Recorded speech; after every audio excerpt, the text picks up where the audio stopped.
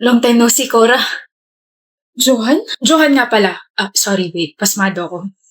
Johan, kilala kita. Johan Torres, captain ng volleyball team. Ikaw rin, kilala kita. Maria Corazon Sanchez. Oh, please. MC na lang.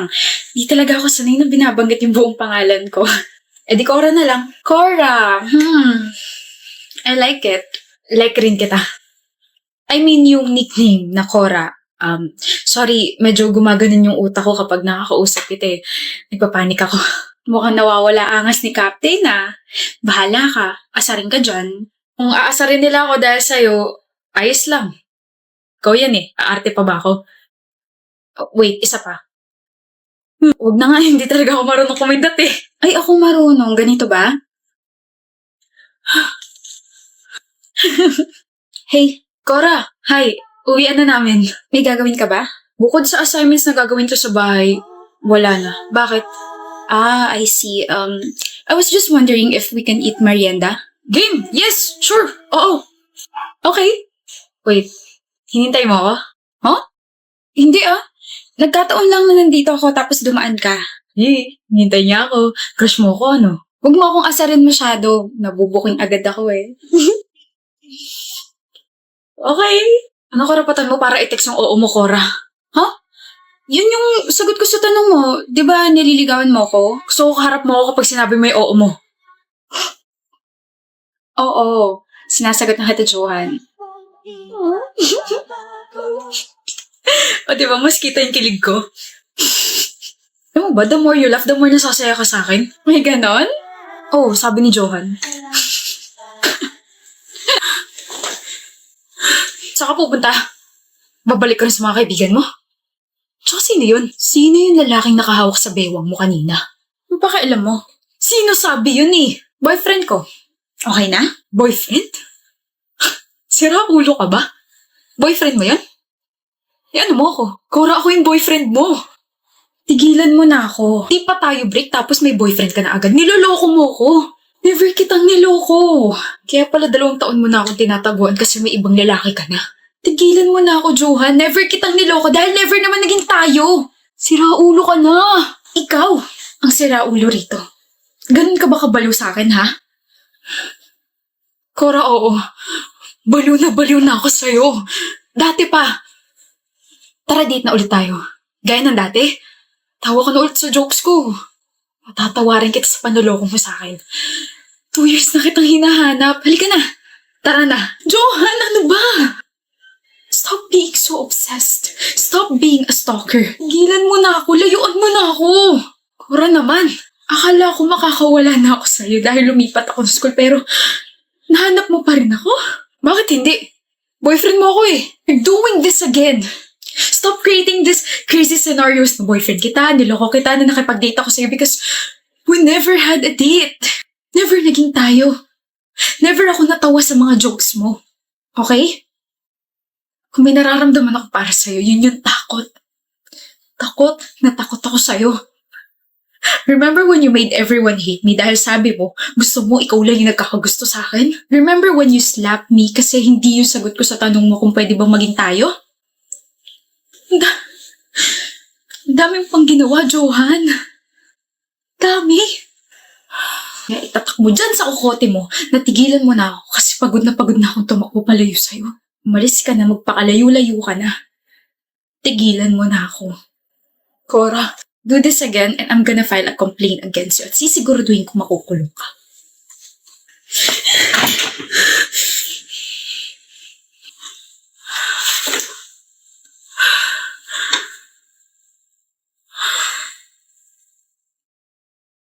Sorry na nga, Brielle. Kaya di ba sabi ko, babawi ako. Sorry na. Ano mo nakalimutan yung 2nd anniversary natin? I was with my friends. Birthday ng tropa ko, okay na? Birthday ng tropa mo, hindi mo nakalimutan. Tapos, ulit. Sorry na nga. Nagsusorry ka nga, pero para ka naman napipilitan. Ano ba gusto mo gawin ko? Lumuhod para mawala yung galit mo. Labo mo rin no? I can't believe you. Sorry na, okay? Sorry na. O ito, box of flowers, pambawi ko. Sorry na, tanggapin mo na. Bakit mo tinapon? Ikaw na nga itong binibigyan ng bulaklak, galit ka pa rin? Papatayin mo ba ako? OA mo ah. Arlo, may allergy ako sa roses. Nakalimutan mo na ba? Ha? Hindi ko alam. Ilang beses ko sinasabi sa'yo yun, kaya nga tulips yung palagi mong binibigay sa akin, di ba? I'm sorry, Brielle. Alam mo kung bakit ako ganito? Kasi 2 years na tayo pero parang hindi mo na ako tinuturing na girlfriend eh. Kilala mo pa ba ako? Kinikilala mo pa ba akong parte ng buhay mo? O baka may iba ka na kinikilala dyan. Diyan ka magaling sa mga hinala mo. Kaya pagod na rin sa'yo yung kaibigan mo si Jelay. Bakit nasama rito yung kaibigan ko? Ha? Nag-uusap kayo?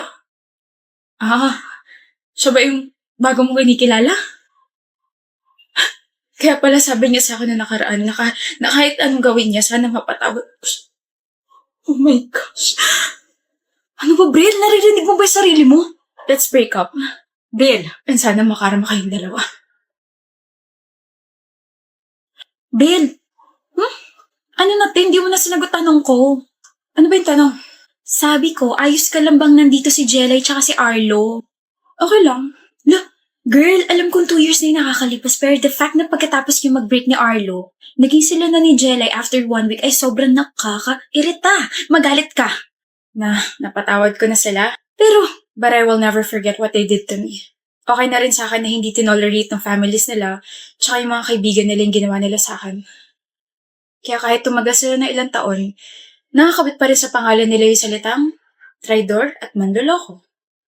Pero okay ka ngayon. Sobrang okay. Actually, sobrang saya ko ngayon. What did I miss? Nasa healthy relationship na ako. Eh? Kanino? Sa captain ng basketball team ng school natin. Kay Ezra? Yung kinakainisan mo? Hi, my love. Hello. Balitaan ko yung ginawa nila Arlo sa'yo. Hayop na yun, kapal nilang paiyakin ka. Ikaw mo, hindi kita pinapaiyak. Tahan na, nagmumukha ka ng siopaw na nilagyan ng blush eh. Kanina ka pa nagsusulat dyan. Anong ginagawa mo? Nililista ko lahat ng mga bagay na gusto mo. Bakit? Gusto ko eh. Init. Ano yung nasa likod mo? Bulaklak? Bulaklak, may allergy ka ron. Di ka pa pwede mamatay. Marami pa akong plano kasama ka. Basket kasi to na puno ng mga paborito mo. Nagpipiknik tayo rito sa school. Hindi ako naniniwala sa mga Mansara anniversary na yan. Saka naniniwala? Sa rosary. Ano? Kasi your love for me is still a mystery. I love you, Ezra. Hindi na siya mystery.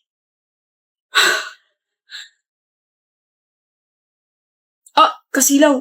Yung yung kagandahan mo. Ay, inggit. Hello? Sino may crush sa akin dito? Ligawan niyo na ako. Okay ka lang? Kita ko yung dalawa eh. Inirapan ko sila like this. Ganun. Kulit mo talaga, pero okay lang. Kung ikaw napatawad mo sila, ako hindi. Never, ever, ever. Ako na lang tignan mo, wag na sila. Kasilaw. I know. Yung noo mo, Bi. Visit ka. Ano sabi mo, Creed? Sabi ko I won't be able to go to your recital dahil may inuman kami ng mga tropa ko. But you already said yes last month. I already saved your seat and my parents are also expecting you there. Hawak ko ba mga kamay mo? Ano? You can still play your piano without me, Aislinn. 1 week ko nang hindi nakikita yung mga tropa ko. Sila naman, wag naman puro ikaw. Did you have fun last night? With your friends? Oo naman, sobrang saya nilang kasama. Solid talaga, grabe. Hindi mo sinabing may mga babaeng kasama. Ano ka ba, matik na yun? Tsaka mga syota nila yun. Alang na mapaalis ko sila para sa'yo, di ba? Sino yung babaeng katabi mo rito sa video na to? Ayan, tropa yun ng girlfriend ng tropa ko. Her hand is on your lap. Papamasahe kasi siya ng kamay. I'm jealous. Aislinn, kahit sino magpapamasahe sa'yo, hindi mo matatanggihan. Tsaka na kaya sa mga tropa ko, baka kung ano isipin nila sa akin. Yung iisipin ko, hindi mo naisip? Gahanap ka ba ng away, ha? Masyado mo pinapalaki yung gulo, bahala ka nga dyan. Creed! Finally, kanina pa kita hinahanap. Uy, Vic! Kumusta ka na? Saka, bakit mo ko hanap? I just wanna thank you for making me happy nung inuman. Dahil minasahe mo yung kamay ko. Wala yun. I wanna invite you nga pala for dinner later. Kasama yung mga tropa. Sure! Creed, may family dinner tayo mamaya. Bawal ka, Creed. Sayang naman, minsan lang tayo makompleto eh. Gagawa kong paraan. Babe, ilang beses ko naman nakakasama sa dinner sila tita. Pagbigyan mo na ako. Kakakita mo lang sa kanila last week, di ba? Ano ba, Aislinn? Isang taon na tayo pero yung mga tropa ko, they've been there before you. Gawa mo ng paraan yan, ah. I'll be there, Beck. Wait lang, CR lang ako. Okay. So you're Creed's girlfriend? I'm Beck. To be honest, I like your boyfriend. He's soft, he's caring, and the way he looked at me nung inuman, gosh, nakakatunaw. I wanna snatch him from you. Joke! Do it. What? Sabi ko gawin mo. Snatch him. Are you serious? Bakit parang di ka makapaniwala? Hindi mo ba inaasahan na papatulong ko yung sinabi mo? Are you challenging me because I won't back off? Sa nakikita ko is very interested sa akin. Tignan mo na lang kung paano mabaliw sa akin yung boyfriend mo. Aislinn! It's so nice to see you around dito sa campus. Nga pala, meet my boyfriend, si Creed. Hi. Hi, Creed. Hi, I hope nagsisisi ka na pinakawalan mo siya. Pinakawalan ba ang tawag sa nahuling naglolo ko siya? Sana kasi mas naging mabait ka sa akin. I told you I can snatch him from you. Proud ka? Of course! I mean, I made you cry. Wait, yung ba yung sinabi ni Creed sa'yo na umiyak ako? I got hurt but I never cried. I never shed a single tear for this boy. Creed, hindi mo sinabing you begged me to forgive you yesterday na hindi mo na ako lolokohin ulit? Nalumuhod ka sa harap ng parents ko kasi pati sila nalaman yung mga pinagagawa mo? Hindi mo sinabi yun sa kanya? Sabi mo siya yung nagmakaawa. Anong ginagawa mo rito? Tanggapin mo na ulit ako. Nagmakawa na ako, Letita. Okay lang kahit hindi nila ako patawarin, basta ikaw patawarin mo ako. Please, hindi ko na uulitin, hindi na kita lulukohin. Malis ka na. Shucks, wala pa nga kayong 1 month pero ganyan na agad yung relasyon nyo. Ayag ka nun? Creed? Well, I already expected this to happen, na magiging kayo. Isang proud manloloko at isang proud mga agaw. Ay, it's okay, Beck. Sa'yo na siya forever. Pinadali mo yung buhay ko. I mean, you just told my problem. Sino ba naman ako para magreklamo, di ba? This is super amazing. Ngayon lang ako nakakita ng perfect match. Grabe. Have fun with your relationship, okay? Sana magtagal kayo. I really hate her guts. Kain na tayo, Beck.